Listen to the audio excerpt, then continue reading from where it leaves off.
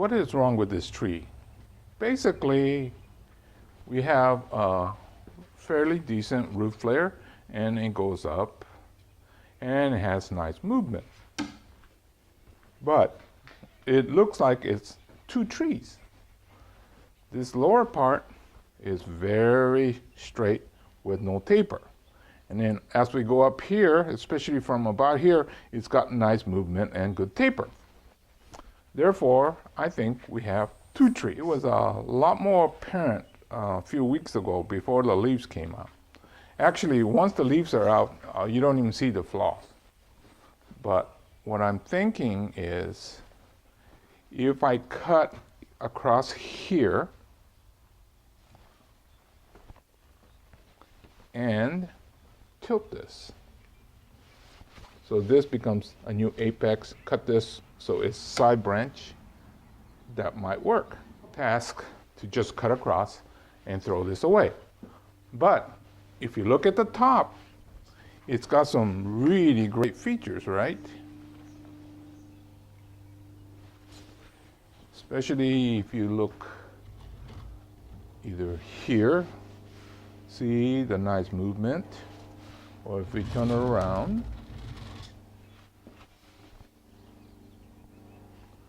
and look at that nice movement like that. File fit, make sure everything's going to work, and all it is a can that's been cut, like so. The trick is to make sure that you remove enough of this bark down to the cambium layer. There we go. See now, this is not quite enough. What I did was I used the saw the top and the bottom, and then using this tool to remove it, and marked with the date, and with any luck, maybe 1 year. With less luck, maybe 2 years. After 2 years, it hasn't rooted, most likely it's failed. How do we go about finding out if it's ready? Well, you take your finger and kind of poke around, and this one is now very solid, so we know for sure that this is well rooted. Now, all I have to do is take the saw and cut this loose. Ta-da! Let's see how we did. Excellent, excellent. Look at it, it's full of roots. So this is going to have, you can see how well rooted this is. It's excellent, excellent. This is good. Hey, although this is well rooted, it's very prudent to thin out the top. In that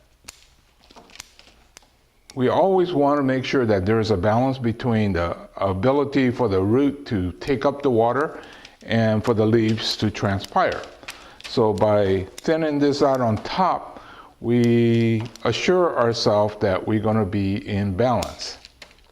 So be fairly aggressive. You don't have to take off the branches, it's just the foliage that you need. Okay, let's take a look at what this looks like. Actually, it looks very good. I want to recreate apex here. Okay, one way to do it is to go ahead and tilt this some more so that this comes up. It's a very kind of aggressive grower.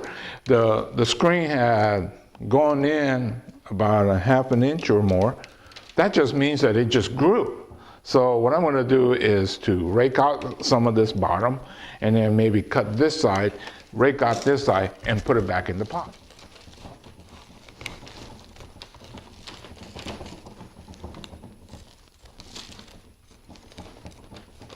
Now it's better on this side, and then I could tilt it up slightly, just slightly, and the root will still work. If I do too much, then it'll interfere with the direction of the roots, but I think slightly it'll work. So I'll put it back together. Hey Hero, can you be that aggressive with the roots? Actually, this wasn't that aggressive compared to some of the others I'd done. But the other thing is, remember how much foliage this used to have? There used to be another tree here, and then it had a lot more foliage. Well, as long as you keep the balance between how much root you remove and how much you leave, we're still in a good, safe situation. Now, the timing is also important. Don't be trying this thing in the middle of summer. These two and put it in an area where it will not be disturbed.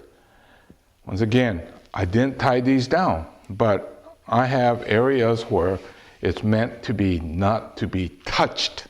So no touch, somewhat ugly situation, and so that's why I avoided the tying down. The problem with the tying down, once again, is like you're watering. If you forget to take it off, you do damage. So Hero has his shortcuts, but with a purpose. So while